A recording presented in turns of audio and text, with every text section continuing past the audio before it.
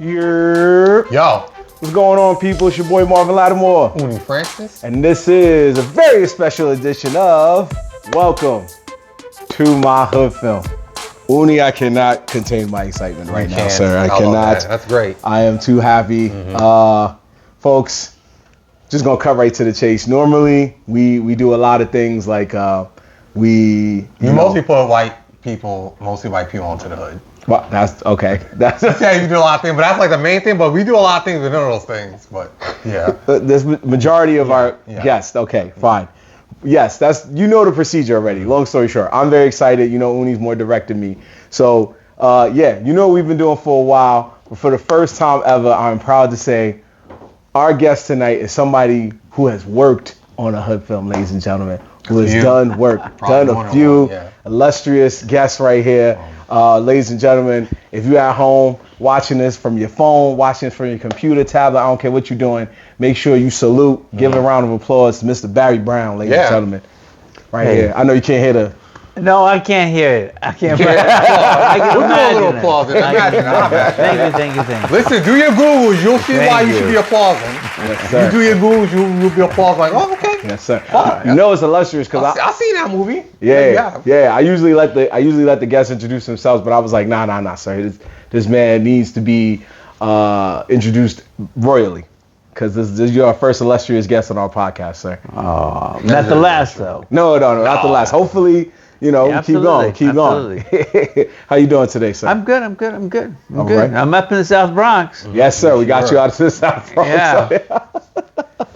Are you from New York? Oh. Nah, I really grew up in the Deep South. Really? Yeah. I mean, my father was in the Air Force, so we moved around a lot, but my mother's family's from Alabama. Okay. And that's where we ended back up, and that's where... Was he stationed in London somewhere over there?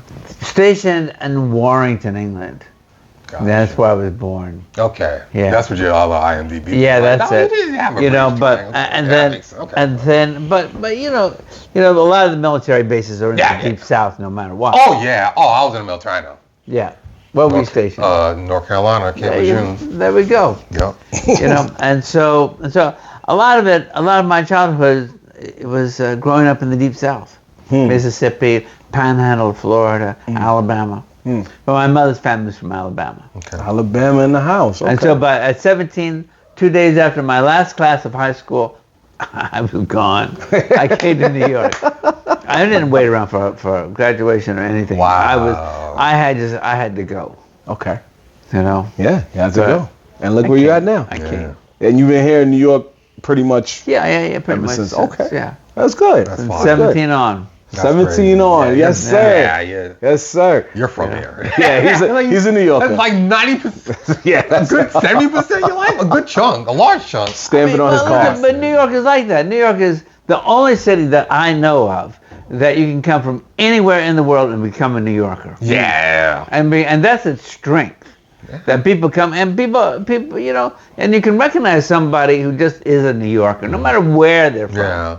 The city just, and that means no matter where. Crushes you into the way it wants you to be, like it's some kind of Schumacher rap creature. I don't know. Yeah. So but I like that. I like that about New York. That's good. That's good. So, what exactly was it that you were doing on films? What was your role, basically?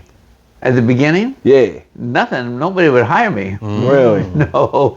Nobody would hire me. Wow. I had to hire myself. Okay. Because nobody would even hire me to like sweep up or get coffee or nothing. Damn. Wow. So I thought, okay, if they won't hire me, then I'll make my own movie. And then my first film I went out to Madison, Wisconsin to do a documentary about the anti-Vietnam War movement years after the 60s was over, and that was really my film school, and that's where I learned just the basic stuff of this is how a movie's made, and but it turned me into a filmmaker. Yeah, guerrilla. No schooling. That's good. I like that. But you got to get into any movie. You got to get in and start making movies. That's where you really learn it. Yeah, I mean you can learn stuff in school for sure, but it's really in the getting out there and doing it. and being in the business of it. So is there any like, so you could say you've done most of the, like you've made your own movies, like you've written stuff like that too? Well, I've written screenplays. Oh, okay. And Spike and I, we even wrote a screenplay together. We wrote a screenplay for a pilot for a TV series that never got made. And it was a really very good screenplay. Really good screenplay. It was actually it was set in South Chicago. It was called Slim's Table. Slim's Table. And it was a terrific screenplay. Okay. But but it was for CBS, and CBS, they had no intention of ever making this movie. Come on, CBS. That sounds more like a movie, but it's TV series. They had no intent. Right. But the thing about we were on it for like a year. Damn. Because they were surprised that they actually. I feel like Fox would have picked that up. They liked it, and they couldn't. They were surprised that they liked it. I should not like this. It's just like it was like it didn't really fit their demographic. What they said, because it was about African American men who were in their 50s, 60s, 70s, 80s, right? So they said, 3 strikes are going in. And I thought, CBS, I was like, wait call a this broadcasting station. That's what he used to call it. But for me, it was like, like Sanford and Son. What? That didn't work? Yeah, exactly. People don't like that. People didn't like that. Come on now. That? Yeah. Right. So they just couldn't get beyond. They wanted to be in business with Spike. So they said yes to him when he came to them with this book that he had optioned called Slim's Table. And so all these guys came to this restaurant, a real place, in the south side of Chicago, and it was actually a restaurant where when Obama won in 2008. That's where he went to breakfast. It's a real place, right? Nice. And the dynamic was great, and Slim's Table is one of these guys' table, right? At least, they all sit together, like breakfast, lunch, dinner, because these are single guys, right? So, and and quite frankly, what they thought was they were going to get this script and they would say, fellas, it just doesn't quite work. And they got it and they was like, wow, damn, this is good. So they kept throwing his knuckleballs, they kept saying, well, we need some women. I would say, what, and we'd go. Spike would say, calm down in our meetings. They would go off and rewrite and come back and they'd be, oh, damn, this is good. Then they would say, we need a teenager. I'd be like all upset and Spike would be, calm down. Let's see what we can do, And they liked that too, what we did. But it was a year and so. Why give y'all the runaround? They liked it. They just couldn't bring themselves to do it. They couldn't say, okay, all right, this is not what we say is our demographic, but damn, let's go with it. Like that show Seinfeld, right? Seinfeld was like, it should have never gotten made. Right. It somehow got made, right? Right? Yeah, stay on forever. Show about nothing. Right. And so, but they just couldn't, couldn't get across that demographic. Okay, I understand that. Yeah. So, but they should have. They should have. Yeah. What the hell? Sometimes just go with it. Just say, listen, guys. We liked it. All of us liked the script. I know it doesn't fit anything we say we should be making, but let's try it. But they just couldn't. Yeah, they could have got some street cred. Yeah, come around to do it. Could have come around to do it. Well, CBS is never too late. That's all I'm gonna say. Well, where they at now, I don't even know. What's on CBS? I don't know what's on that station. They got their shows, but it ain't for us. It ain't for. We're not part of the demographic. Clearly not watching it no more. Yeah. But the South Side, that's the hood too. Yeah. That's what it's gonna be. Okay. And I saw you done editing, and you said Spike. So by Spike we mean the infamous Spike Lee, right? Spike Lee, yeah. Yeah. So I saw you did some of his movies as an editor. Was it just editor? Many. Yeah, excuse me, not some. Excuse me, many movies. Many movies. Yes. Yeah. So we got Crooklyn. Yeah, well, I cut a scene on She's Gotta Have It. You're in a scene, or you said you did? I edited a scene and She's Gotta Have It. Okay. You know? And then after that, I did School Daze and Do the Right Thing, and then Malcolm X, and then Crooklyn, And then after that, He Got Game and Summer of Sam and a tiny bit on Bamboozled and 25th Hour and Inside Man and Miracle at Santa Ana. Did you do the latest one? Highest to Lowest. I did. Yeah. Okay. That's cool. Cool. The list just keeps going. We're not capping out here, Ray. It's not a game. Yeah. He's really out here. And what was the other one that I liked? That got Spike, my man. BlacKkKlansman. Yes. Yeah, BlacKkKlansman. See, you already knew, huh? I almost wore a BlacKkKlansman hat. Oh, you could have. I decided to wear this one instead. Okay. I thought I looked better in the hat. That has swag. I'm not gonna lie, but I don't know. Walking through the South Bronx with that hat on. Okay, I see what you're. Okay, that's fair. No. It wasn't like that. It wasn't like that at all. It wasn't like I was thinking, I can't put BlacKkKlansman in and be in the South Bronx. I wasn't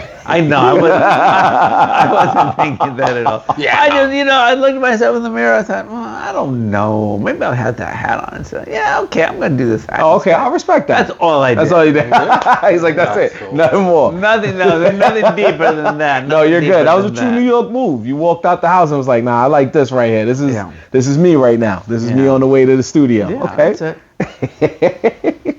All right. It's listen, you're not wearing a hat like this too. I mean, it's not. You don't fade in. People see it when I wear a hat like this. So it's not like I was trying to be incognito. It's not every hat, I didn't care. I wanted to wear this hat. So. Yeah, it's not this right here that you see every day. It's every day. Right. No, I know. You know me. I love the Yankees, though. Yeah, this ain't that great. You know me. To New York teams, they doing good right now. I'm wearing that hat. Knicks, Yanks. Oh, but they lose a couple of games. Yeah, hey, that's. I'm put it up for he knows me. The Knicks in the playoffs. The Knicks get eliminated. I switch to this hat. I'm like, hey, it's baseball season. You just gotta. I love both teams dearly, but if things go south, hey, we'll be back next year. Yeah. I just wear it because it looks cool. Well, there's that too. There's nothing wrong with that. Nothing wrong with that at all. Goofy nonsense. Put a Pikachu next to my Yankee logo. Why not? Screw it. So what would you say is like? What would you say is like the best film you ever worked on with Spike? If you don't mind me asking. For me, my favorite is Do the Right Thing. Do the Right Thing? Yeah. Okay. Yeah, that's a classic. And but that's my favorite, Do the Right Thing. I mean, we've done a lot of really good films together, though. Malcolm X and, and 25th Hour, and BlacKkKlansman, and, and Inside Man, and Crooklyn. Spike's told me on a few occasions, he said, man, there's many people tell me that this is their favorite film. Somebody the other day, over this last weekend, told me Miracle at Santa Ana was their favorite film of Spike Lee. And I was like, well, I've never heard that before. Nobody has ever told me that. Listen, I like Miracle at Santa Ana. We came out and did not do well. Yeah. But listen, 25th Hour came out and didn't do well, and yet, now it's like over 20 years old, and and sometimes it gets listed on the top 100 films of all time. Yeah, it's true. I love 25th Hour. Yeah. But listen, when you've done a film like Malcolm X, you got. I mean, I'm proud of that film. Of course.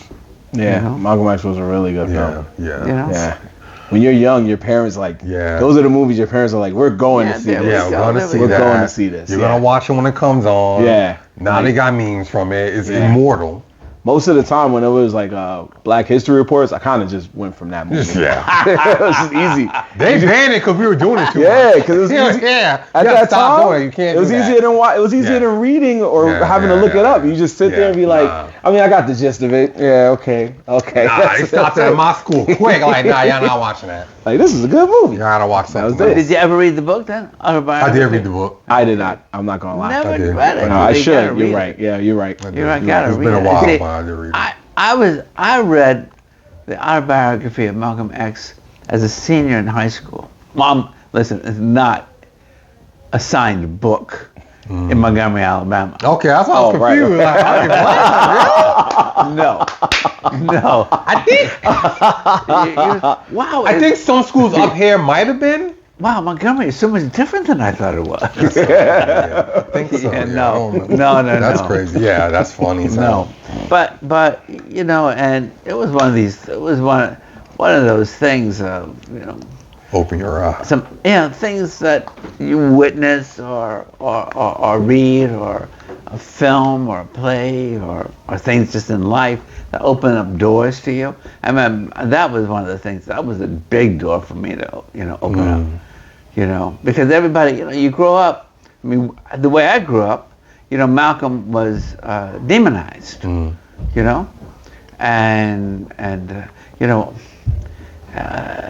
everything was said about Malcolm. Then you read it and it became like this hero to me. This was a man I could respect. And so I mean, just turned my whole head around. And so when Spike got it to do, you were hyped. I just felt blessed that somehow all the things came together that I could be the editor of the film of Malcolm X. It seemed like a blessing, Yeah, that's amazing. I love that. I always loved because that was one of my favorite scenes as a kid. Was it was so smooth. I remember it was Denzel and he was standing there and he had the two brothers behind him. And there was a white lady walked up to him and she was just like, showing him love. And she was like, what can I do to help? What can I do to do this? Yeah. And he just goes, nothing. Yeah. And he just walks off. Yeah. And it always made me laugh because the lady was just standing there like, oh shit. Like, what? Too real for you. And he just did it so smooth. He was just like, nothing. And just walked off. I was like, whoa. That was just it was a powerful scene because, most of the time you expect him to be like, miss, you gotta do this or you gotta do that. He just one simple word, like you don't gotta do anything, and he just walked off. And my dad just told me, he was like, that was real right there. That's all I remember. My dad said, he looked at me, he was like, that was it right there. He let her know. Just let us work. And I was like, it's just that was a powerful scene to me. I just always remember that part. It was like the whole movie was there, and I just always remember also because one time I did write that on the report. And the teacher was like, yeah, nah. Don't do it? Yeah, it was like, that didn't do it for me. I was like, one time he told this white lady, he was just like...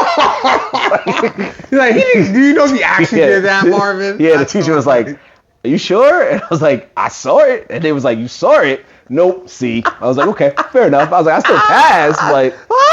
Like, I'm mad that one scene dropped me from what I could have got. I mean, she's not wrong, to be fair. There was never a rule that said if you watch a movie of any of the Black History people, you're going to lose points. It was never, if that was a rule. Yeah, but you got to use it as a reference. You can't be like, yo, he actually did that shit. Well, kids today are screwed. I'm sorry, kids. But I think that was, the actor Giancarlo Esposito, I might be wrong about this.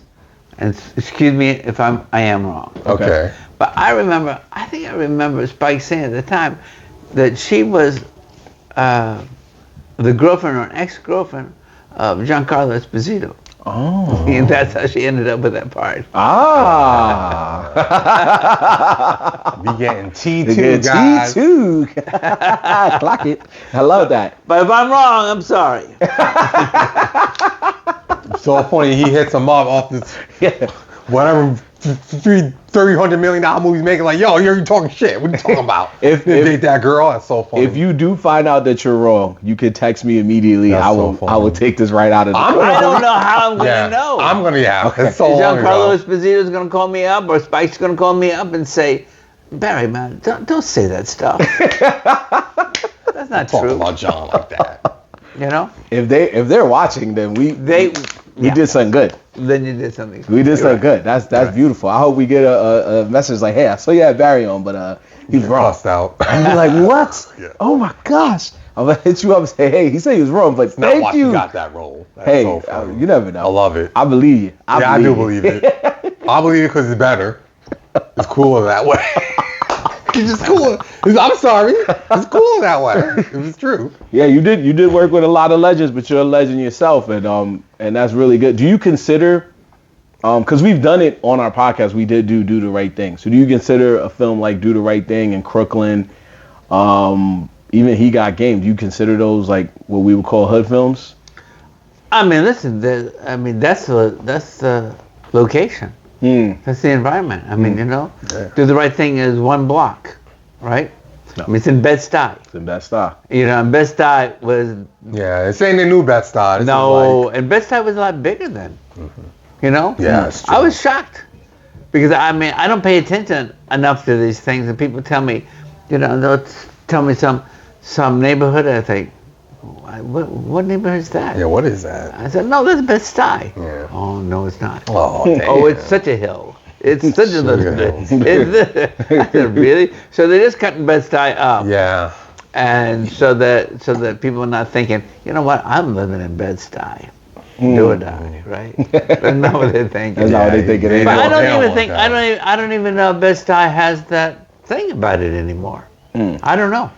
I think you have to go like the deep parts to see that, like end of the 2 train.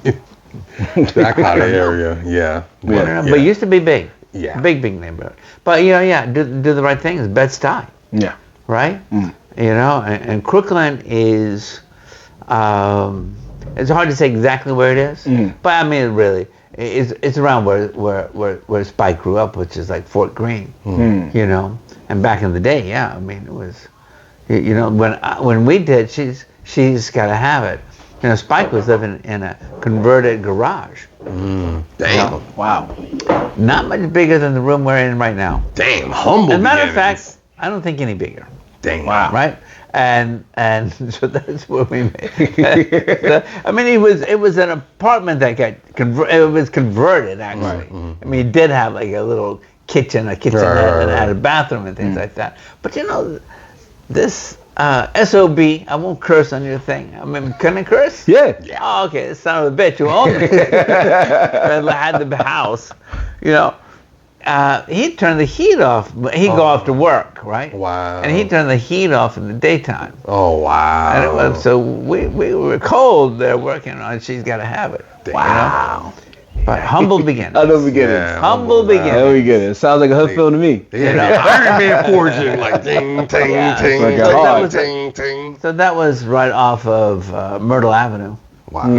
Yeah. That Spike would refer to, I guess everybody did at the time, was Murder Avenue. Right? Damn. Yeah. You know that, right? Yeah. I mean, maybe you guys don't know Brooklyn so well. We don't know I'm not gonna lie, that well. Not well. We just heard things. Yeah, we heard know things. people from there. Yeah, I know people from there. Yeah. We know it got rocky. So, I mean, and so She's Gotta Have It. Is that a hood film? I mean, these were people living, it didn't really matter where they were really living. Right. It didn't really. I mean, but they're living in that kind of neighborhood at Fort Greene. And Fort Greene at the time was a humble neighborhood, right? It was humble, beautiful, as a lot of these neighborhoods are, I even worked for a little while. When I first moved to New York at 17. I got this job. What street was it on? I think I should know that. I think it was 145th Street and like 8th Avenue in Manhattan, right? Okay. Right, Harlem. And I got a job at this place that was it was an insurance broker, right? Okay. So one of these, but I mean, a pretty tiny office, right? I had to have at least 5 people working in it, right? In the tightest little space, right? About as big as this spot? I don't think it was. My memory of it was not as big. Damn. But I might be wrong, right? But it was tight, right? And so I was 17, and I got this job through somebody who I knew, and he said, you know, this is like a part-time job where you go in for a few hours, and you know you get people's like driver's license renewed, and if they buy a car, you get the car registered, and you get their license plates, things like that, right? And you know, so you go to the DMV for people, right? And so you know, so I had this job for a while in Harlem, and you know, it's like people would come in, and I would wait there for a few hours in the morning for people to come in, and you know, and the broker, who was the father of this friend of mine, he would say, you know, we have a boy here who can do this for you. Just look over, and everybody look at me and go, a white kid there? The white kid. It was a boy parlay. A boy is crazy. All right, I'll use your boy for this. I'll use your boy for this. Is crazy.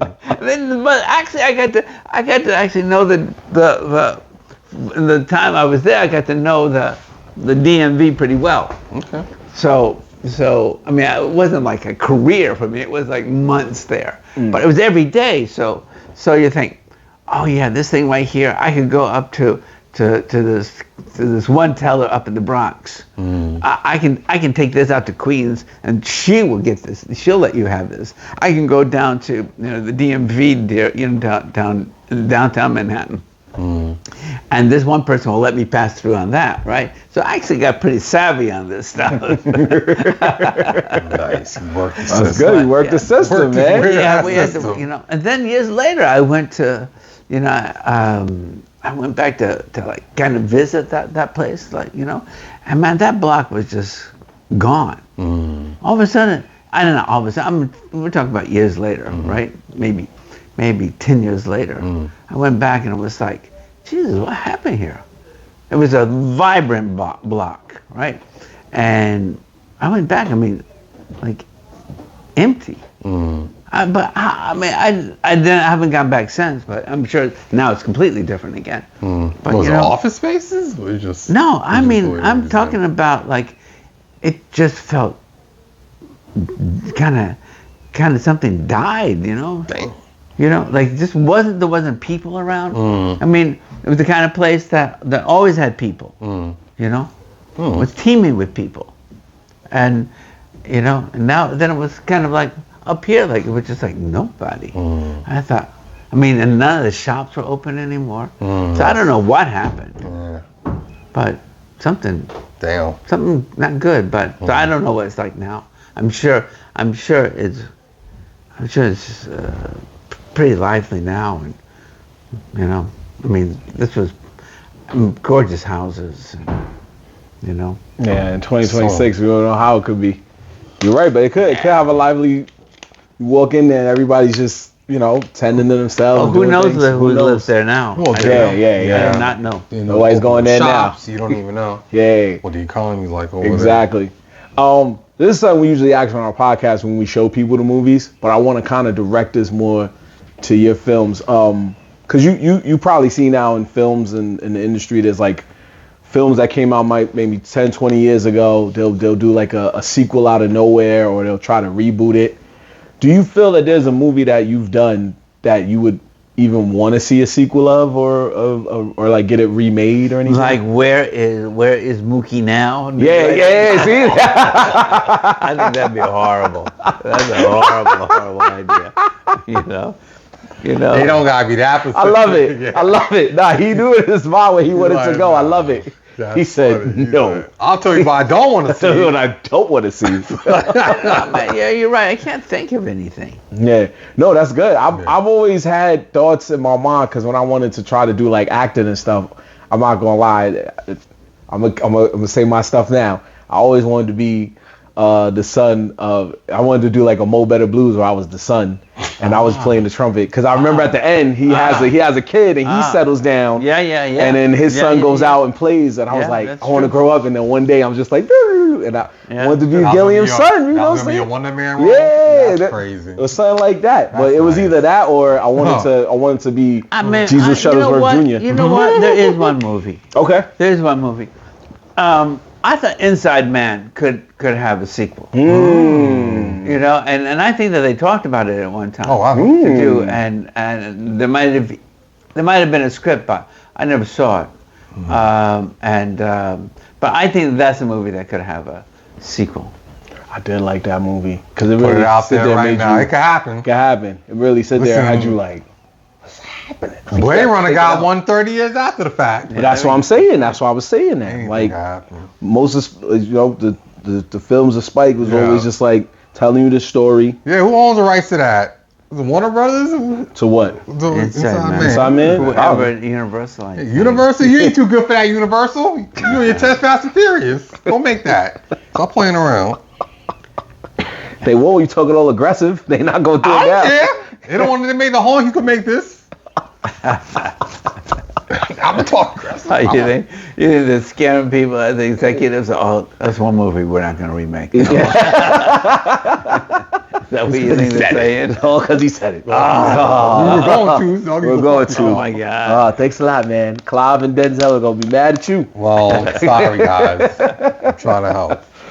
Let's jump right into also the fact that you wrote a book, right? You got right here. This if you don't mind me, go ahead. Oh, you can. Oh, my bad. I'm Because you're more closer to the screen. Yeah. Bong. What was that? Look how cool he's standing on the box. I went to the website. I like how this guy's eyes popped out. Well, you know, like, what is it? Is he a statue? What is it? Can't wait to find out. You know, this is fantasy. It's high fantasy, right? Okay. And I don't want to do the same kind of cover you see on a lot of fantasy books. You know, I don't want to go for that look. You know, and I found this artist that Venezuelan in Caracas. You know, and I liked his work so he started. He started sending me stuff.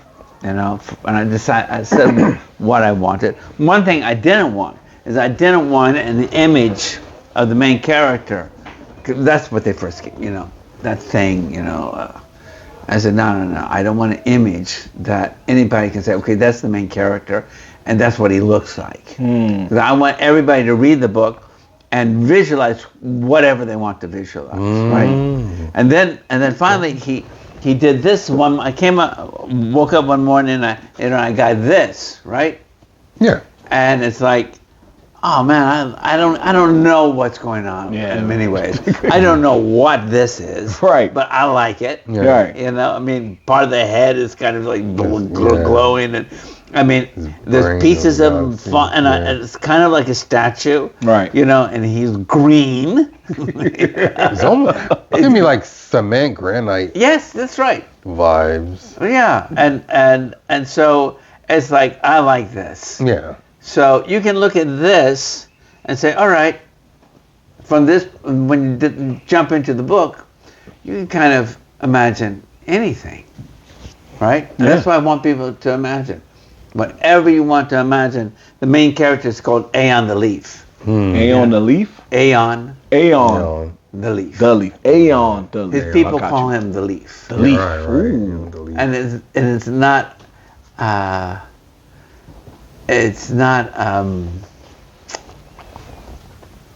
it's kind of an insult.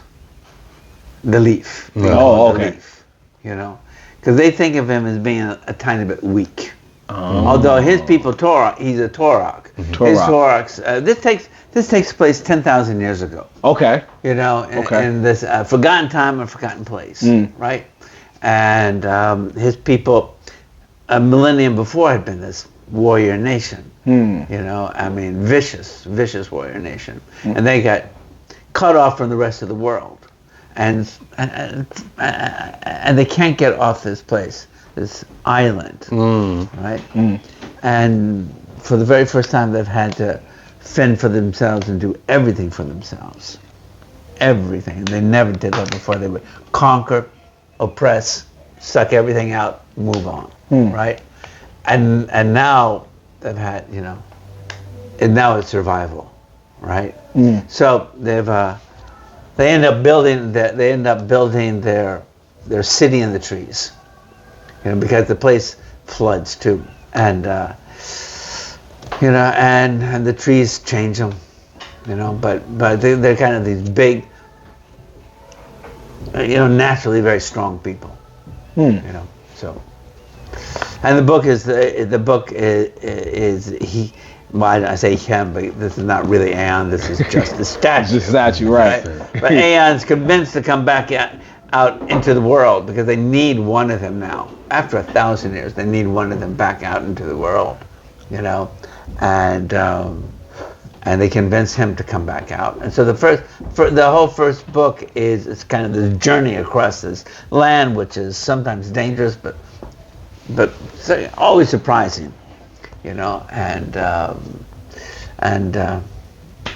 then he travels across to where he'll finally find out what is it that you want from me, and as he travels, because his people were these mythical people that were vicious, right? And they recognize, this one of them is now walking around. Even though they have pulled him back out, he's not always treated so warmly, right? Yeah. So by the time he gets to this place where they tell him what they want from him or what they need from him, he's not always so sure. He's not so sure he's going to give it. That's funny. Well, for that? That's what you want? It's like no guarantees now. Come on now. No guarantees. So that's the book. And then that's the first book of the trilogy. I see, yes. And then there's another book that's going to come out in a few more months. Oh, okay. It's called Unwinding. And then there's another book that comes out called Fire in the Wind. Which comes out next year. Okay. Nice. So Wind, Unwinding, Fire in the Wind. Yeah. All right. What would you say was some of your inspirations behind writing? Yeah, I did jump from hood films to doing this. People. Yeah, I'm gonna say tree people. No, they're not. Or strong. Sounds like tree people, but people have to live in the trees. But it would be like at the end of the night, end of the day, you go and that's. And I get it. I want to live in a tree. It looks fire.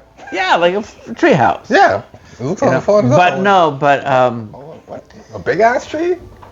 One of them huge ass shit. You can put like a crib in. Wait, what? There you go. What are you talking about? It's just high. All right. But what was my inspiration? I don't know. It was coming to me. And finally, I just said, okay, I'll sit down. I'll write it. But I'm a storyteller. No, right. Yeah, I hear you. So, I always read a lot anyway. So I never thought that I would write a book. But writing this book was great for me. I loved it. That's great. I loved writing. That's good. I like that. That's some dope inspiration, man. Did you feel like so did you feel like when you wrote it, you're just like, I see this fantasy in my mind and this is... I can go to this place. Right. And I wrote it in first person. So I'm seeing this world through Aeon's eyes. I really am, And so much of this stuff is he has no idea what the culture is out there in this world. And it's constantly surprising to him. Constantly surprising. And he sees it with fresh eyes, And everybody, there's a lot of concepts that in our world, in our cultures, we just take for granted. This is, right? Well, like you have a coin in your pocket, right? You know what the coin is worth, but you give it to somebody else who's never even seen money. It's like, you're telling me this is worth something? Right. What is it worth? What's going on here? What is it? What is that worth again? Yeah. Right. I can take it and I can give it to this person and they will give me this and this and this. get the hell out of here. Doesn't really make sense to think about it. Basically, that's his point of view. You know, it's like, you know, at one point actually about money, and he's been given some. Right. Even sometimes they think is a lot, you know. And somebody says to him at one point in the second book, "Do you know what that's worth?" And he goes, "I think I'm the only one here who does." I don't know. I don't care. It's just, I know what that is worth. You know, Right. you know, he understand. He's by this point he's understood. You know, you've all bought into this is worth something, but I know what that is worth, and not a lot. Not a lot. Not a lot. You know, What do you want readers to take away from this when they finish, like once they close it's the a book? story. It's just a story. I just want you to get caught up in the story and be taken by it, and want to read the next one. And Okay. you know, it's a story. Okay. You know, How long did it take you to write it? Oh, it didn't take me long. It took me months to write it. That's really, pretty good. You know, but I wrote the first book, this book, most of it in Uganda. Oh, wow. Yeah, when we were working on, I mean, that's a hood film. Queen of Katwe. Oh. Katwe is a neighborhood in Kampala, Uganda. Okay. Katwe, and Katwe is poor. I mean, poor. I mean, you know, So you are kings compared to these people. dirt streets From the bottom. Yeah. dirt. Oh, wow. You know, and you know, kind of open sewers and things like that, right? And the film is a chess film, and the main person, the heroine of the film, is a young girl, 12-year-old girl, who's the poorest of the poor. You know, Lupita Nyong'o plays the mother of this girl.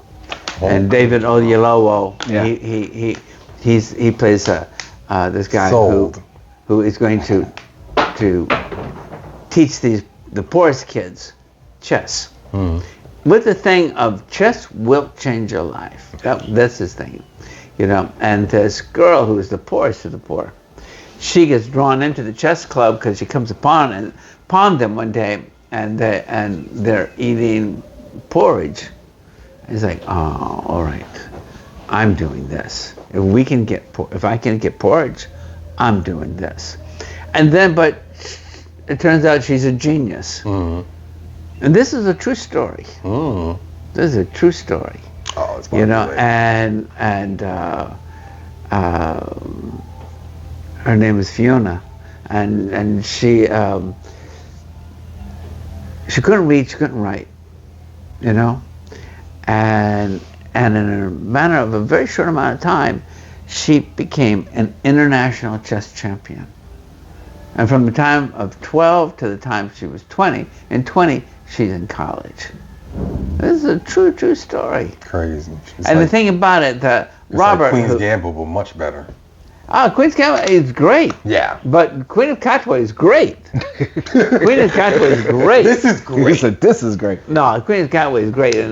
And yeah, I mean, obviously you're in Kampala, so they're not going to call it the hood. Sure. They're not. That's true. That's an American term. Yeah. Yeah. But I get what you're saying. He's like, but I know what I saw. But it is. It translates. It's a hood film. It is the poorest of the poor, and these people are great. They're great people. And the kids in the movie, who play the actors in the movie, they're kids from this neighborhood. Mira Nair directed the film. Mira is the mother of Zoran Mondami. Oh, shit. Okay. We are just... Yeah, we learned it. We just... Yeah. So Mira's a good friend. I've known My Zoran. doors is open now. I've known Zoran since he's a little kid. Jesus. You know. Nice. And Tell him we said hi. And so yeah, I mean, that's you got to put that in the list of great films, but also great hood films. Because Yeah, we'll add it to the Queen of Katwe, and I put it know in it's the a queue. tough word, but it's spelled Katwe. My name is Uni Ide. I'll manage. I'll manage. Yeah, but see it because that's a great film. I mean, it's great.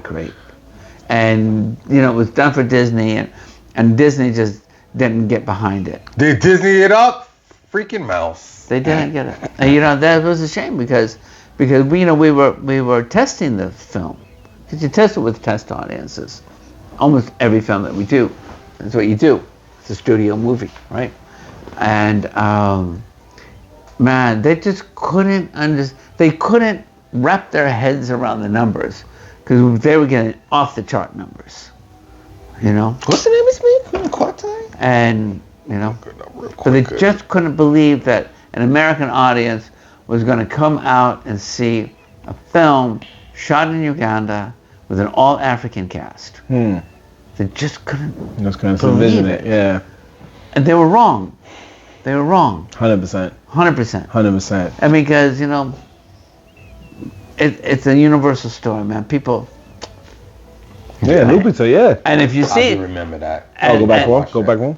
And yeah. What's that? Oh, I thought you wanted to see. Sorry. Yeah, nah, he just. But it's a beautiful film. Okay. Yeah. It's one of those films I'm really proud of. I mean, listen, I did this other film with Mira called Salam Bombay, and really another hood film. If Mira said to me, because I didn't go to India with them when they shot that. I mean, I went to Uganda, and on my weekends, I wrote. That was going to be my next question. I'm glad you answered that. I was like, how'd you have time to write it? But it was great. It was just great. I was inspired, too. It was a great location. But in Salam Bombay, the neighborhood is in Bombay, is called Kamatipura. And Mira said to me, if you could smell this film, oh boy, you wouldn't be able to sit through it. That's crazy. So that's what she said. Wow. I've never been there. I'm gonna sit this one out. But you can't smell the film. Can't smell the film. And so you know, and so it's about these street kids in a poor neighborhood. You know, and it's Mumbai now, but at the time it was Bombay. You know, and so, but another great film. Salam Bombay is a great film. So, you know, do the right thing. Salam Bombay. Queen of Katwe. Crooklyn. Okay. I mean, yeah, only one we did was, do the right thing. Well, we did the time traveling one. No, he produced it. He didn't edit. It was called See You Tomorrow. And these kids went back in time to stop this girl's brother from getting unfortunately murdered by the cops, but she couldn't. No matter how many times she went back in time, it was the same result. Yeah. And that was a beautiful film. I was like, I see why Spike was like, I'll be on the production team. It's fine. Y'all can do y'all thing. I'll just put my name in the productions. I was like, wow, such a beautiful film. But you gave us some more films that we can show some people, and when we show them, we're gonna make sure we say it was Barry approved. Yeah. And you know, listen, and Lupita is a great actress. She's great. Yes. And she doesn't get enough opportunities to show her range or her greatness. And go see Queen of Katwe because she delivers an incredible performance. And you know, and you see the the sets that they built. I mean, you know, these are people who are living like this, you know. I mean, and it's barely walls around them. Barely walls, you know. And you know, it's you know, and it's amazing because within the kind of environment of just barely making it, you know, are people with just incredible talents, amazing talents, right? I mean, like you know, at the end of Malcolm X, you know, where you know, Malcolm goes back to find all the guys he ran with and back in the day when he was Malcolm Little, right? And he talks about the awful waste of humanity. You know, where he says, you know, some of these people were geniuses. You know, I mean, how do you keep all those numbers in your head? Right. Right. You had an ability and a skill that was just being wasted, you know. Yeah, You know, pressing. right? Yeah. That was real. Yep. That was deep. That's what I said. Having no skill. Where's having no skill? Yeah. So I said X was my film, baby. Yeah. Do you have any advice that you would give any, like, you know, people that want to come up in filmmaking or writing Or even books? writing, because I'm writing and it is, woo! Yeah, yeah. Or publishing, because any advice, I definitely need. Yeah, because you've been in the game for so long. So you know, it's. I mean, for one thing, there's no single path for anybody. There's not a path to it, and you got to. And I think for everybody I know, who, sorry, I hit this thing. No, that's okay. That's okay. I should know better. I'm just saying. You know, there's no path. You got to make your own path. You got to make your own path. It's this.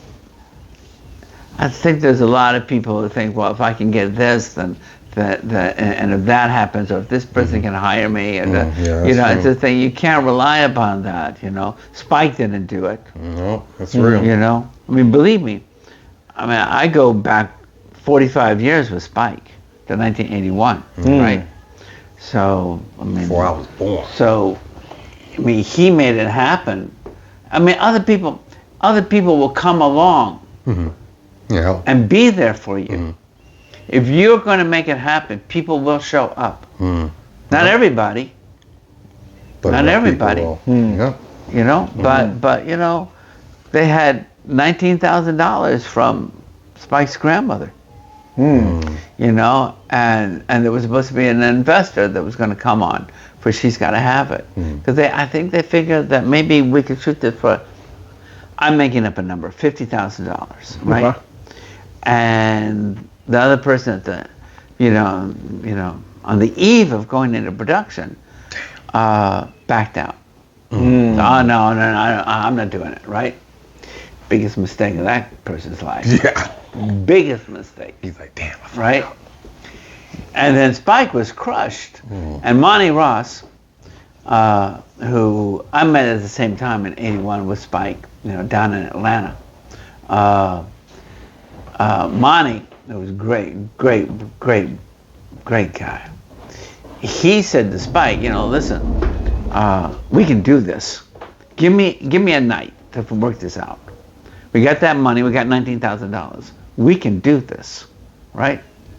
Don't throw in the towel. So they didn't, and they got it shot, right? I mean, then we're trying to, you know, raise the money to finish it, right? And nobody wanted it. I mean, it was, I don't know, it was not very much money. We're talking about like $10,000, right? That was crucial to get over this one hump, right?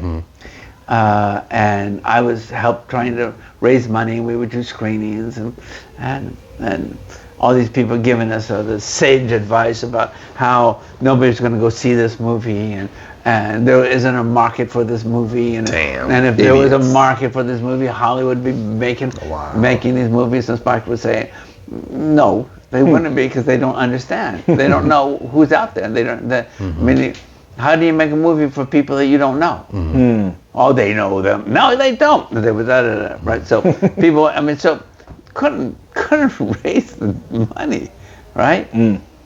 But by hook and by crook, you know, Spike got it finished, you know, and by hook and by crook, we did the same thing on my first film, The War at Home, you know, and by hook and by crook, you know, Mira and I got Salam Bombay done. You know, and all these films were where people were telling us, nobody wants that. I mean, you know, Salam Bombay was about these street kids in Bombay, and it's in Hindi. So people would say the sage advice, right? Which is, who's going to go see a movie about street kids from Bombay in Hindi? People say, when was the last big Hindi hit outside of India, right? You guys are just fools, right? Because that's what they tell you. And quite frankly, when you're out there, that's what they're going to tell you too. They're going to tell you this. They've been saying it, so. You know? But they always wrong. Well, Nobody knows. Yeah, you can never know. I don't know. Nobody knows. So you gotta Take a chance. well, you know, it's tough. It's tough, but if that's what burns inside of you, you got to do it. And because if you don't do it, you take yourself out of the race. You said no to yourself already, so don't take yourself out of the race. Spike didn't do it. You know. Neither did you. I didn't do it either, and Mira Nair didn't do it, and you know, and so, and now I'm doing it again with this thing. Yeah, back in the race. It's like another race. Sometimes I think, am I nuts? Am I crazy? No, I mean, listen, it's real. It's in your hands. It is real, but you know, you're trying to find a readership out there. You're trying to find people to pick it up and read it, and you know, nobody knows me as a novelist. You know, so you know. But I'm just saying, the advice is you just have to carve out your own path. I know that sounds like no advice at all. But you know, one of the very first things anybody said to me when I first moved to New York at 17, and I asked those same kind of a question to somebody, and they said to me, work. And I thought, what? That's the worst advice anybody ever gave me. Work. What is that? Like one word. One word. Just work. And then it hit me many years later, brilliant advice, which is basically, you got to get in it and you got to work. You know, because like in the movie business, if you're not working in the movie business, you're not in the movie business. And that might mean you hire yourself to do it. You make your own movie. You write, you know, your own screenplay. You just like Spike. Well, she's got to have it. You carve out a place, even in that, you know, in that wall of rejection. And it was a wall back in 1985 when we were doing it. A wall. Can imagine. You know, it was like, who the hell are you guys? That's crazy. Who the hell are you guys? And on my first movie too, you know, I was young and people would say to me, you know, oh, you saw a lot of movies, you've written a lot, you've wrote a lot of books. I mean, you've read a lot of books about movies. Oh, so now you're ready to make a movie, huh? Yeah, you were. I was like, well, I don't know if I am. You know, but I want to, and I'm going to, and I'm doing it. And people say, he's a fool. People would tell me I was a fool. Wow. To my face. Damn. Bold. Friends and family, because they thought that they were going to help me. Right. Like, come on, he's throwing his life away. Oh yeah. He's throwing his life away. He's chasing this dream. This dream isn't going to happen. You know. So, you know. Carve out your own path, people. No matter what it is you want to do, especially if it's entertainment. Now they can't say shit. Yeah, that's right. Can't say nothing. Now you can look at them and say, "Who the fool now?" Well, the thing about it is, it doesn't matter. I mean, it's like you're going ahead, and like all those people who didn't show up for Spike, and she's got to have it. They were in the dust. Yeah, he left them. Yeah, it's like some of them came back and said, "Listen, I understand. I didn't see. I was wrong." Of course, you know, quick with it. Quick. So Spike, we just glazed it. It's like, came back quick. Leave me on the chair. Do the right thing. Yeah, do the He's right thing. Nah, get out of here. Yeah, you know, he doesn't want to hear about these people. He doesn't want to talk to them. Fair. He's not going to give them the time of day. Fair. It's like, yeah, right, you were wrong. Okay, and that's it. And yeah, that's it. What you want? What you want from me? I mean, because I'm not giving you anything. Exactly. You're out. You're out. You didn't want to be here when I was in the apartment, the garage. Yeah. You didn't want to be there. It's not when we're shooting in the gym. Yeah. Now you want to stand next to Denzel, like, oh my God. Oh yeah. Oh, I'll come up with money for you now. I'm good. Yeah, I'm good. I'll be alright. You better than me. I want to triple that rate. No, Spike was always cool, but Yeah, but that's why I say he's better than me. because he didn't want to waste that emotion or anything on people who didn't show up. That's true. You didn't I show respect up. that. You know, go do whatever you're gonna do. Because you're not in. You're not in. Right. So, I love that. and so, but I was blessed, in terms of, I was blessed by knowing him. I was blessed by the two of us becoming friends. I was blessed, and I hope that Spike was blessed too by the relationship that we've had for all these years. I mean, it's been a great career, and I'm very, very, very, very proud of what we've done for all those years, I mean, you don't rest on it. Yeah, right. We made history. Right? He moves, yeah. But you say, yeah, we did this, I mean, you move on. Right. You keep looking forward. You do it and you move on. I like that. So besides working on, some hood films, is there any others you've seen outside of the ones you've done? Like maybe Friday or the Players Club or anything like that? Have you ever got to see them? Oh yeah. Now I'm gonna. I mean, we can edit this, right? So it's like later, you guys will not just say, "Oh, look at this guy. He stumbled and bumbled and It's all good. No, we can edit it if we. Boys in the Hood. Oh yeah, that's fine. That's Cooley High. Yeah. Oh yeah. Okay. They're the same movie. Really? Look at these two movies. Speak on that, please. Yeah. I'm intrigued. Look at these two movies. Compare these two movies. Okay. I like both these movies a lot. Yeah. And it's not that Boys in the Hood doesn't have its own thing to say and its own originality. Right. Check out these two movies. Back to back. Cooley High, Boys in the Hood. Mm-hmm. Star athlete gets tragically murdered at the end, and his friend has to decide to get out the hood to better himself. But the middle part was different. Yeah, but he's still saying that there's similarities. Oh yeah. It definitely ended the same. Cause I just thought about that. Look at these two movies. Yeah. Well, look at these two movies. Okay. Uh-huh. And you see that. I mean, Cooley High obviously came first. Right. Right? Yeah. It came, and Cooley High was actually, on his own. I mean, it was before. It's before.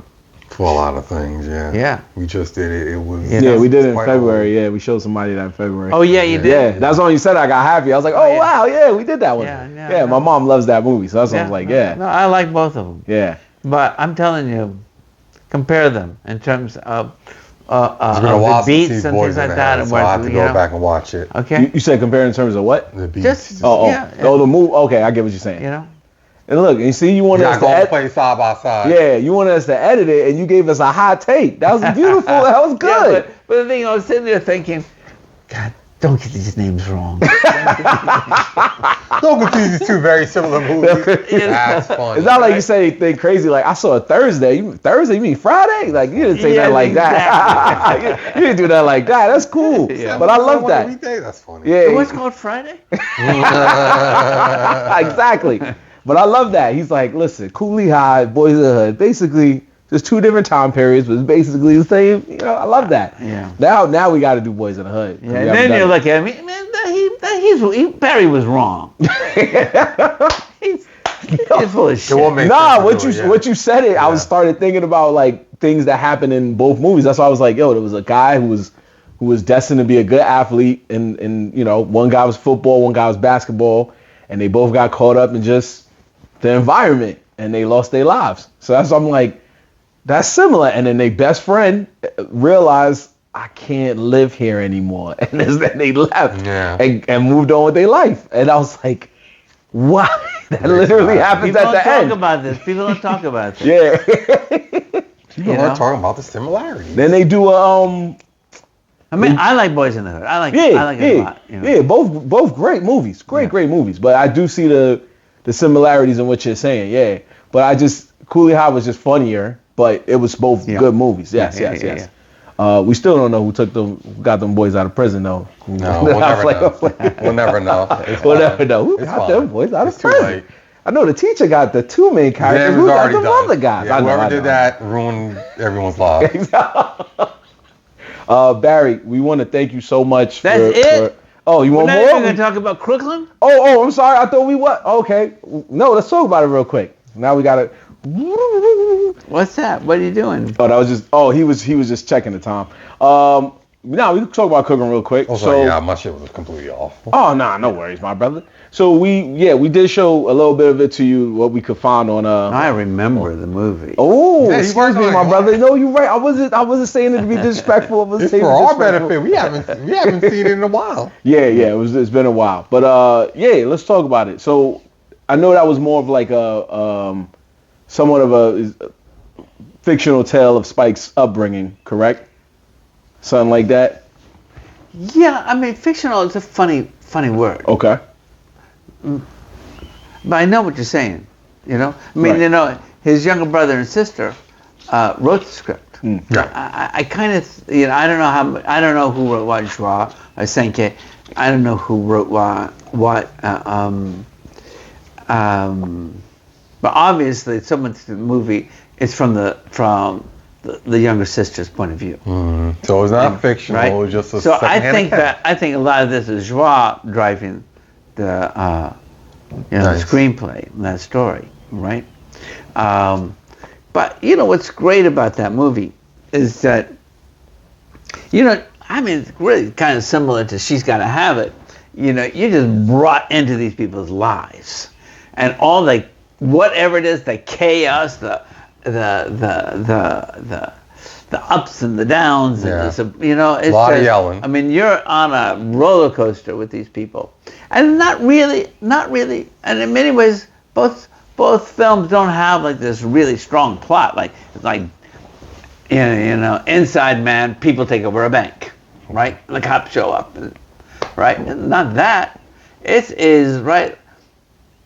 Please enter. Welcome to the circus. Welcome to the circus. Yeah, right. And now I'm one of 5, right? Mm-hmm. And I mean, and you know, my mother was strict too, because you got 5 kids. You got 5 kids, man. You got to keep order. You got to keep, because you know it's chaos, right?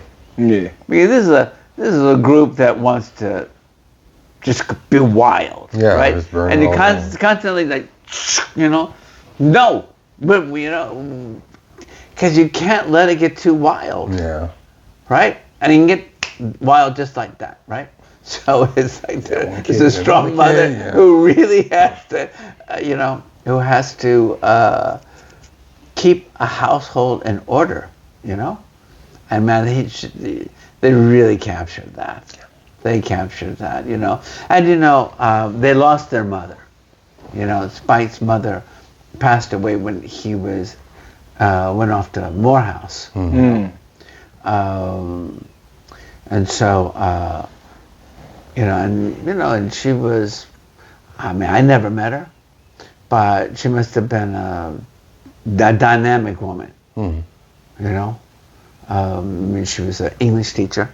You know, oh, wow. So, you know, Spike has always been about, you know, I can't, if I write something to Spike, I cannot have it misspelled. Mm-hmm. He will take me to task about spelling. I mean, what is this? What is this? He said, what is this? I mean, what does this say? You know, I think, okay, oh boy, all right, that's okay. You know, because you know, his mother was an English teacher, so you know, there's no excuse for misspelling, and so not for me either.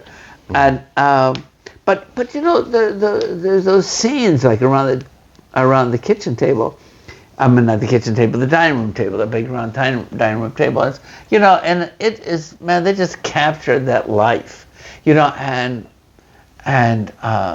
one of my favorite scenes is when the daughter, the girl, she walks into the deli, right, the bodega, and RuPaul, that's RuPaul, right, is dancing with the small guy, right? And that is, you know, and the little girl's just walking in like, oh, what is this? I love that scene. I love went to the other store, and I love RuPaul in that scene. Man, that RuPaul is, you know. RuPaul was just here to be here. Oh That's my funny. God, just an incredible performance. Yeah. I never go back to Georgia. That's what they're dancing to. Never go back to Georgia. I never go back. You know? And she said, you know, and oh man, that just, the life of that, you know, and the life that they capture, and the dynamic of you know, the neighborhood and the neighbors, you know, and all the different kids that are hanging out, and all the different personalities out on the street, and you know. Yeah, and sometimes what the kids are doing to each other, right? I had a nickel collection. I did. I had a nickel collection like the one he has in the movie. Yeah. Yeah, but you know, some of those things happen. You know, like Spike told me, you know, that he went off to the Knicks championship game instead of going to see his father perform. You know. He said he did it. He did it. Just like in the movie, that is what he did. Yeah. Now, of course, at the end of the movie, you know, in the middle of the movie, actually, you know, the little girl goes off to stay with an aunt and a cousin, right, in the South, right, in Virginia, probably, as I think, right? And everything becomes. It's shot anamorphic, right? Anamorphic is shot like squeezed, right? Okay, yeah. As opposed to get unsqueezed. Right. So that you have this experience of this grand image right before you, right? And I'm not unsqueezing it. I want that. Because it's supposed to be that unsettling imagery, you know? I mean, there's many times in cinemas that we were in at the time, people would say, projector! Projectionist! Projector! You know? Something's wrong with this thing. No, sir, nothing wrong with it. It's gone wrong with the movie. But I love that idea, that whole feel of it's off, it's unbalanced, it's, you know, crazy. You know? Yeah, Weird. yeah. I like that. So, I never really realized it was from his sister's point of view. I always thought it was just about him growing up. It's in the credits. I never. Come on, man. But she's the one who gets high. That's funny. You know? Yeah. She's the one who gets sent away. You know, I mean, nobody else. We don't follow any other characters that go away for the summer or for a few weeks. You know? Yeah. That could be a spinoff. Yeah. You know, and then when the mother dies, we're really with the sister. You know, we're really because, you know, because she just can't accept it to the point where if I go to her funeral, I have to accept she's gone. You know, and I can't accept that. I can't do it. Right. And, you know, and Delroy just great. He's just great in that scene where he has to go in and talk to his daughter about, you got to do this. You got to come. You got to give to us. You got to come. You know, it's heartbreaking. Heartbreaking scene, a heartbreaking moment, you know. That is a powerful moment, because I do remember that part, too. I was just sitting there like, because my mom always told me about that, because that was stuff that she had to go through when she was younger. Because she lost her mother. She did. I mean, she lost her mother later in life, aka my grandmother, but it was other people in her family, especially her grandmother, that she was just like, I don't really know if I can go to the funeral.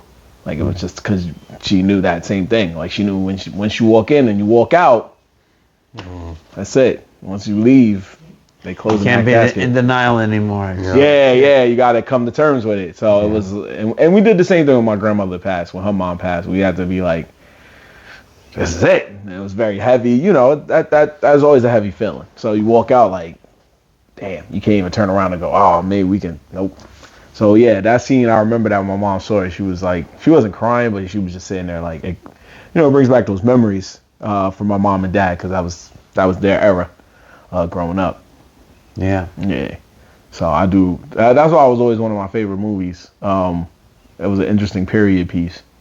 Crooklyn. Yeah. Because a lot of Spike Lee's movies, they made us sit and watch it. They would rent the video and pop that bad boy in a VCR. Yep, show them age, VCR.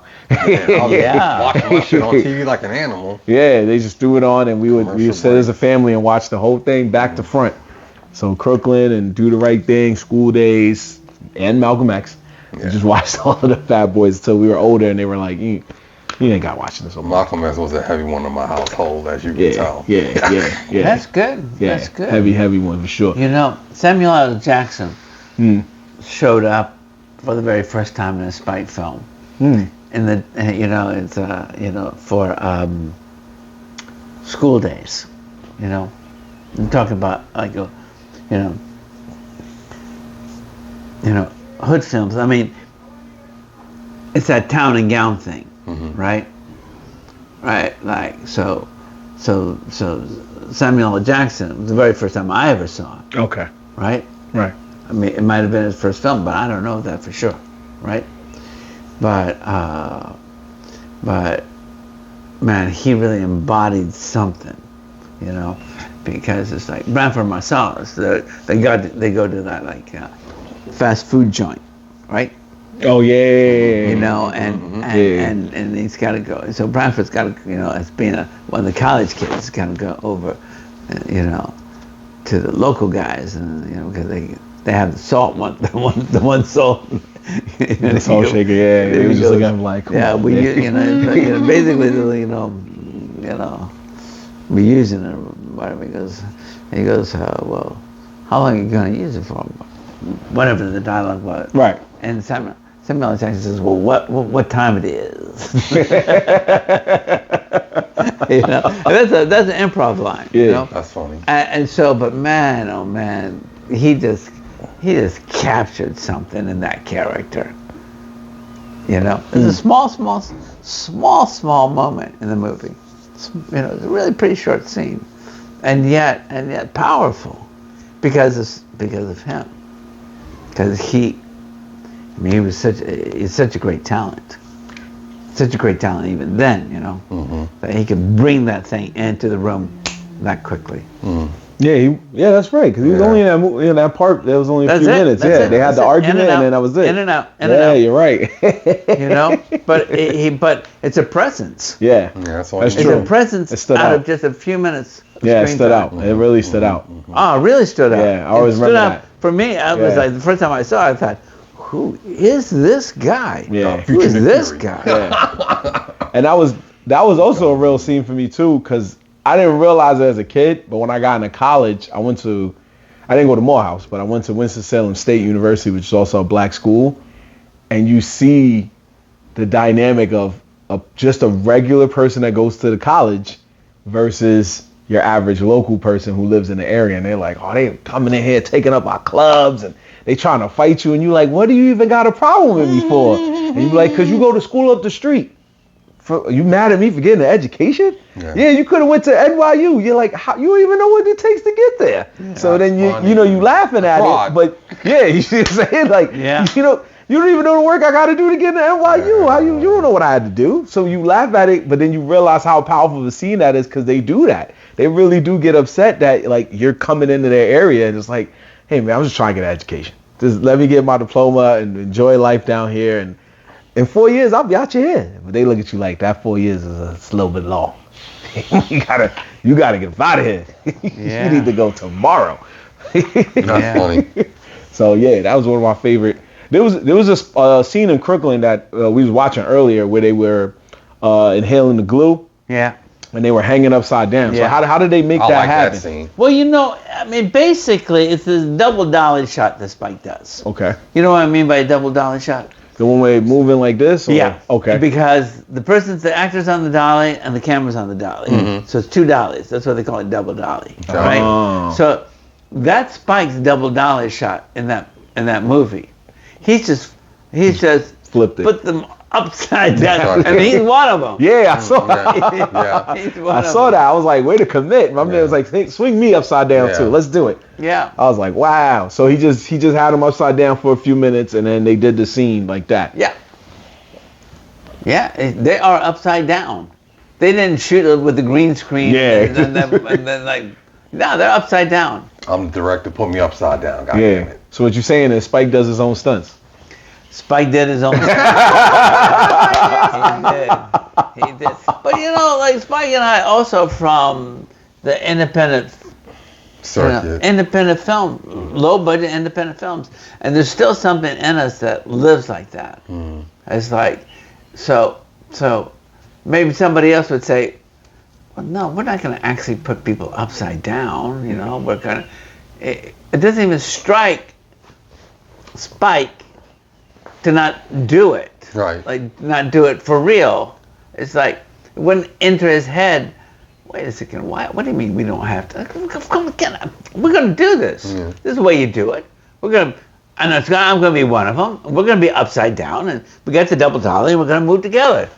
And, Yeah, that's it. And because that's what I envision. That's what I want as a filmmaker. That's what you've been saying. That's what I envision. So we just got to do it. And I like that. I mean, it's a rig. right. Yeah. It's a rig. I mean, it's not a cheap rig. Yeah. It isn't. It is a cheap rig. Because you only see it like from like this.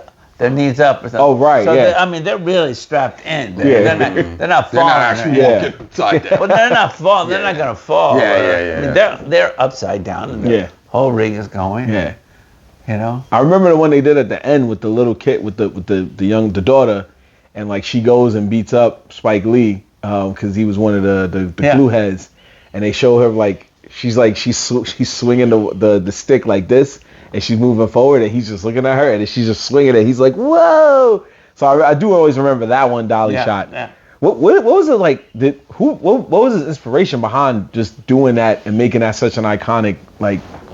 You know what I'm saying? Yeah, I mean, I think he was playing with stuff, and Spike, he loves cinema, and he loves doing something cinematic that you can't do it in this any other way, right? You can't do this in any other thing, right? I mean, and I think it grew from a few things, I mean, there is this great shot in Do the Right Thing where Radio Raheem is, for the very first time, he walks into Sal's Pizzeria, right? And he's come from that whole thing with Mookie, which is love and hate, right? And so the camera is back, and you see Radio Raheem walk into the shot outside, right? Through that screen door, right? And as Radio Raheem walks in, the camera actually doesn't zoom in, it moves in. So you're on a dolly, you're moving in, but they wanted to do something, and Ernest Dickerson was the DP. They wanted to do something where they were trying to keep Radio Raheem the same size in the image, right? So as they dolly in, they got to zoom and they're pulling back, right? That's cool. It's a slightly unnerving thing because you're actually coming back as you're going forward, right? And you feel that, but you don't know what you're feeling, and you're kind of keeping the character in the same spot in the frame, right? And that's the kind of thing that Spike is going to play with. Let's do this thing. It's a kind of funny perspective. And even being on the double dolly is a funny perspective. You know, it's not real or normal or, you know, every day. Right. We don't, you know, experience it. You know. Yeah. But you know, cinema is everything to Spike. Let's be cinematic. You know, he's a filmmaker. There's a lot of people that intellectually know he's a filmmaker, but don't really feel it. Gotcha. For some odd reason. For me, it's odd. You know, that they don't. I mean, they understand that he's one of the greats. But at the same time, he's an icon. And sometimes he's a social or political icon, right? And even in the making of the movies, but always he's a filmmaker, and rubbing shoulders with all the other great filmmakers. You know? Yeah, Of course. yeah. You know, so you know. I like so that. so it's cinema for Spike. Yeah. You know, and he believes in it. He teaches at NYU. He teaches at NYU because he believes in this stuff. He believes in passing on the knowledge. He believes in, you know, helping to create, you know, or not create is the wrong word, helping to nurture young talents, and you know, he's been able to do that. That's great. You know. I like that. I mean, when you think about it, there's so many legends that you and him have both worked with. Even Crooklyn alone, you got Delroy Lindo and Alfred Woodard and Denzel and just like you said, Samuel Jackson, and Lawrence Fishburne, just so many, wow, there's different legends. You even said Mondani's mom. Like, that's just... Mira. Mira, yes. So it's just like, yeah. Across the spectrum. Yeah, it's just, that's the beauty of what just carving your path can get you. Just be able to just join forces with so many different personalities and make beautiful stories being told.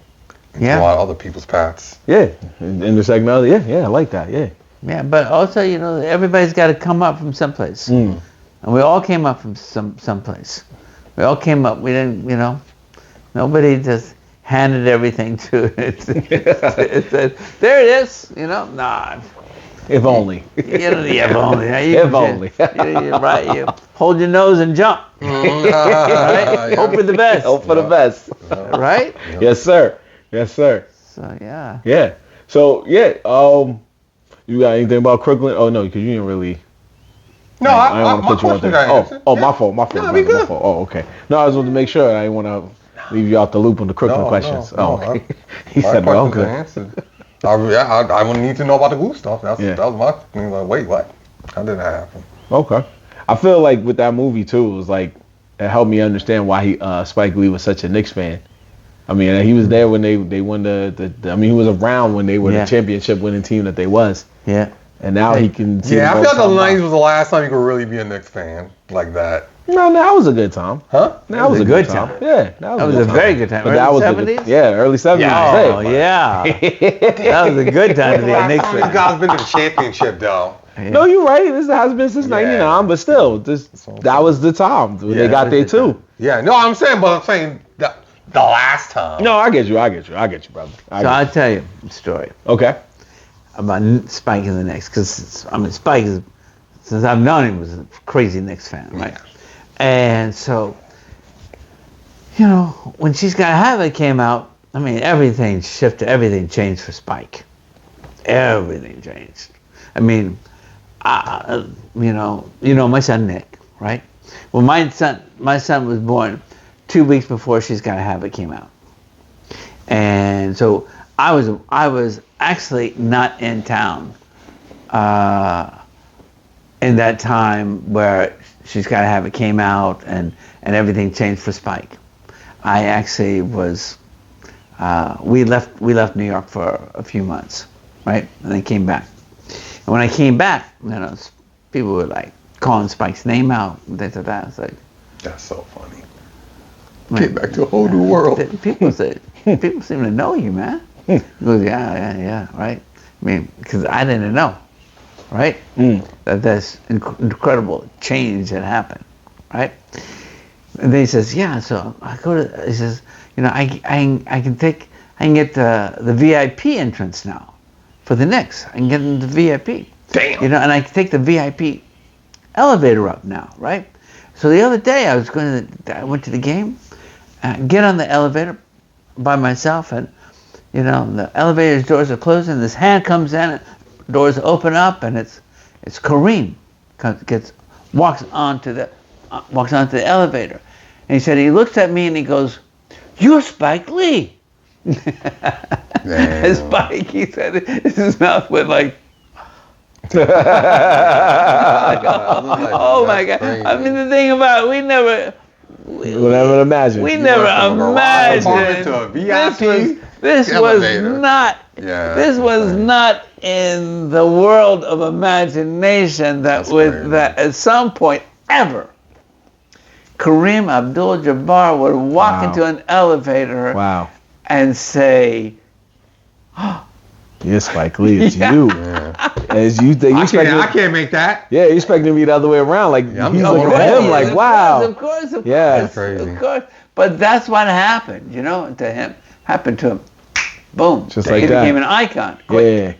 Yeah. Quick. I know that guy that didn't want to fund his crap himself after that. Like, God damn, I could have been VIP too. Yep, you could. Right, that's what he was saying. He said they tried to get back on and Spike was already moved on. It's like Spike was already like, nope, you had your chance and... Well, I don't even think he said nope. Oh, okay. I think he just said, Like, I hear you. I hear you. We don't need to have a conversation. Damn. Right? That's almost worse than a no. Right? He said, I hear you. You're not going to use a muscle to open your whole mouth. No, because for him it was like, no, you know. Yeah. You had your chance. Yeah, you had your chance. You know, not only did you let it pass by, but you were a dick about it too. You were probably a dick about it. You were probably insulting about it too, you know. Yeah. But now you know. You knew so much. Well, now you know. You know. So yeah. Yeah, there it is. That's what I said. We had a legend on the show, ladies and gentlemen. We had a legend. Barry, again, just want to thank you for coming out. And it's been my pleasure, man. Yeah. It's been really nice. I've taken up too much of your time. Oh, no. You're now, fine. We'll cut it down to that 10 minutes that we needed. The best 10 minutes. No, we're playing this thing full. We don't believe in doing that here. Best 5 minutes. One take Drake. He's trying to get us edited. He's trying to help us. I know. He's like, I'll help you edit it. I got you. Just say the word. I got you. I'll teach you the game. So, do you want to let these wonderful people know where you can find your book? Well, you can get it on Amazon. Yeah, right now you can get it on Amazon. We're doing a Kickstarter right now until May 14th. And it'd be great if anybody wants to get on and pledge. That would be wonderful. But otherwise, it's at Amazon. There you go. It's at Amazon. Things are. Well, most things are. You can find the book Win, and when he has the rest of the books in the trilogy, look out for those too. You know. We'll come back for the second half, right? Yeah, of course. Yeah. Once you start making it, you let us know. We got you. All right. Yeah, we could talk more about anything else you want to talk about, or we can even show you a film. You got time. That's right. That's right.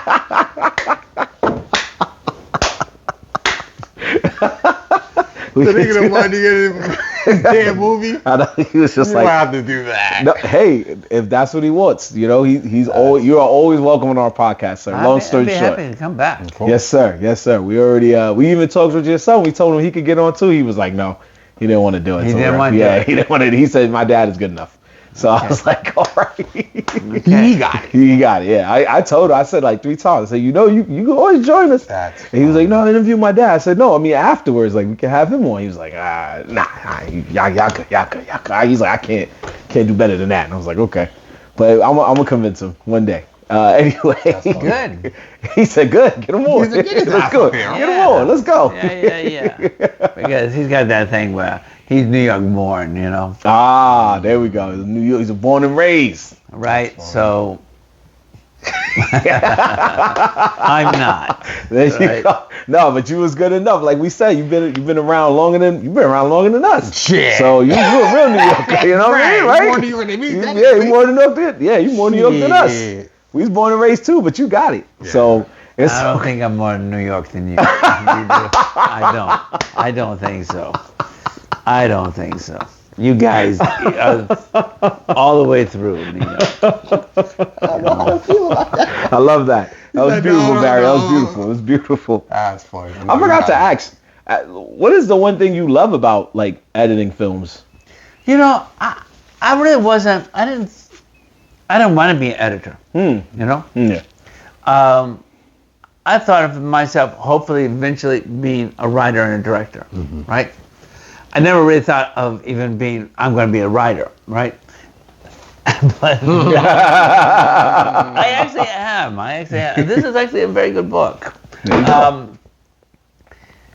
know, I have a skill for it. I had a skill for it, you know? Where did that come from? I don't know, you know? And it was my friends who really recognized the skill I had before I recognized it, right? So Spike was saying to me, you know, I want you to edit for me, you know, and you know, I mean, I need a job, you know, too. I mean, you know, it's spotty in those early years. Yeah. You know, I mean, there was years where I made $3,000, you know, and you know, I go to Hunts Point. There was a market here. There might still be a market here. Is there? There is somewhat. Well, at the time, you know, it was a great market, and you could go up and, you know, and basically get produce and things like that up here, and it was cheap. It was cheap, right? So it was worth coming up to Hunts Point to get this stuff, just to stretch the dollars, because I mean, that's the kind of money I was making. I was scratching out, right? And so so when it came down to Spike saying, you know, I want you to edit the movie, and I thought, you know, I'm not really an editor. You know, I'm not, you know. But Spike is somehow believes in me enough that he's actually going to hire me, and I'm actually going to make a living, you know, from week to week to week to week. You know, so I'll take the job. You know, I'm telling you though, but for, you know, School Daze and Salam Bombay and Do the Right Thing, you know, and into Malcolm X later, because I did some other things in between. You know, I just didn't think that I was an editor. I thought somebody's going to figure out, you know, I actually really thought, especially like around the time of Do the Right Thing and School Daze, I thought that somebody from the studio would walk in one day and say, come on, man, what's he doing here? Damn, imposter syndrome. Hey, Spike, you know, you got a real budget, you can get a real editor. You can't hire your buddy to edit this movie. You got, hey, pal, come on. That's what I expected. And I wouldn't have been surprised if somebody from the studio came in, you know, and gave us that talk and said, I was like, you just can't do this. We can't do this, man. We gotta have somebody real here. And you're not real. Come on, let's go. Right? But I had a talent for it. And then still what I can do is, I'm not very intellectual about this stuff. I mean, you can't really get me to like break it down. You know? I fall through a movie. As I edit it, it's instinct, and I cut with my guts, you know, and I fall through it, and it's fun for me. And quite frankly, it's not so much different for me writing a novel. You know, I kind of fall through it. You know, I don't really work everything out. I got a general idea where it's going to go, but and so much of the stuff is happening as I write. You know, I like that. And I'm like that with editing. You know, I really don't think it out. You know, I was once on a panel with Sam Pollard, another great editor. He's also done a lot of work for Spike, and another great editor, Thelma Schoonmaker, who's done all these films for Martin Scorsese. Nice. And they both were talking about like all the things that how they prepare before going into a movie. I was like, huh? What? You do that? You know, I see all these other movies that are like this, and I think about this, and I think about that, and I think about that. I think, wow, that's crazy. I don't do any of it. He's like, I was none of that. I don't do any of it. I fall through it. I have fun, and it's great, and I can lose myself in it. I can lose myself in editing, and it's it's. I mean, when you edit, you just got to be in the movie. Yeah. I mean, I like that. I kind of remind me of Brian, how he used to edit on our show. Yeah. He was the same way. He kind of like. Yeah, he was in it. He wasn't on some like technical about it. He was like, just feels right to cut it here. Yeah. Yeah. And you're telling stories. Yeah. So you know, and if you're, and we've all been around people who can tell stories, right? So you got to learn from those people because you know, they'll teach you about telling stories. You know, right? And so, and I grew up around storytellers in the Deep South. There was always great storytellers in the Deep South. And if you can't tell a story in the Deep South, shut up. Because people will make fun of you too. Damn. Wait a second. What was the point of that story? Wait, you tell me that's the end of the story? What? You know, right? Am I right? Yeah, you're right. You've been around that, right? You've been around that. Are you just saying? We're a little more rude over here. We'll just not let you finish. Like, what was the point? Right. Well, so it was always this thing of like, it's got to have a great beginning, great storyteller, you know, pull you in, right? And then the journey is good, right? And then they're going somewhere, right? Mm-hmm. That's a great storyteller. And you grow up around this stuff. And, you know, you realize later, oh, man, all these people that you grew up around and you heard these stories, they're teaching you how to entertain and how to tell a story, you know? Yeah.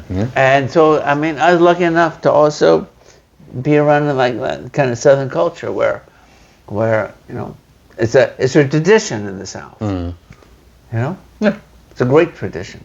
And in terms of writing, I mean, I've always read. I always had like a book with me, and I was always intrigued with great writers, you know, and what they were doing, and I would always try and figure out what are they doing. What are they doing? Why is that sentence beautiful? Why is that paragraph? Why does that all make sense? It's cocaine for Stephen King. Huh? I said it was cocaine for Stephen King. That's Oh, you think so? Yeah, he said it, not me. No, I hear you. I was laughing. Yeah, so, you know, and for me, I think that was probably my school of just reading and trying to get it from the mud. Just figure it out. What are they doing? What are they doing? You know? Yeah. So, poignant. Yeah. You know? I love that answer, man. That's how I wanted us to end the show. I was like, I want a real profound answer, and I got that. I was like, we could promote your book, and that's cool, but this was the knowledge I wanted to hear. Just the legend speaking. Again, thank you, Barry, for just doing the show. Thanks for having me on here, man. No problem, sir. No problem. Just being a good dude. And as always, we'll have the link.